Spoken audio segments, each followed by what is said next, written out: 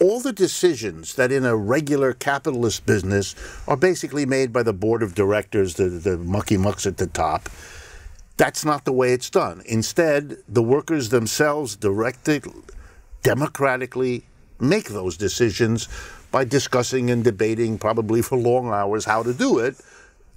It's really a radically different way of organizing business. It's definitely a radically different way. And we get a message in our society that some people can't be entrepreneurs, some people can't run their own businesses, some people are going to spend the rest of their lives in a job with no growth and no development and no leadership possibilities for them. They're going to just, for example, clean houses for the rest of their life. That's what our current economic system says. When we look at cooperative development, we're challenging that. We're saying, yes, they can.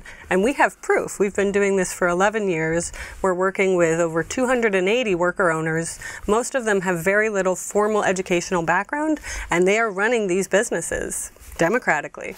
And what's interesting is that when it's a business and you have to use democracy to run the business, sometimes you get to a decision faster than you would if it was a different kind of democratic decision, because you need to get the job done. So tell us a little bit about some of these businesses. Give us a feel for, pick a few examples that you think would give us a sense of the differences and the way they work. Absolutely.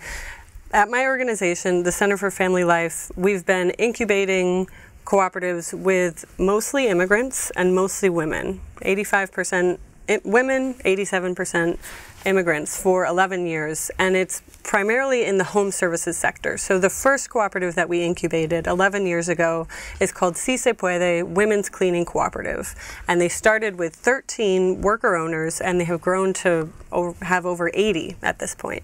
And it's been a tremendous experience for them to, for example, be on Yelp in a higher position than some large corporations like Handy, because the quality of the service that they're providing is so much better. We've also incubated childcare cooperatives, pet care cooperatives, handiwork cooperatives, and at this point we're really looking at how do we strengthen and scale that work. Let me pick up on something you said, that in the cleaning case, they do better quality work as a co-op than a top-down capitalist enterprise does. How is that? Tell me how that happened. Tell me how do they achieve that?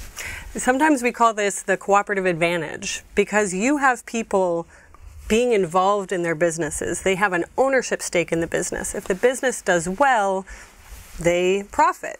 If the business does badly, they lose. So sometimes we say they have skin in the game. Yeah. And this means that they want to do a really great job and keep their customers and make sure that the entire operation is working as efficiently as possible, because they are the ones who benefit and they are the ones who participate. So it's really unlocking a lot of the assumptions that we see in normal businesses, where you think that it's all about driving wages as low as you can get them and getting as much out of people as you can. We see that if you invest in people and make them owners, the whole enterprise can succeed.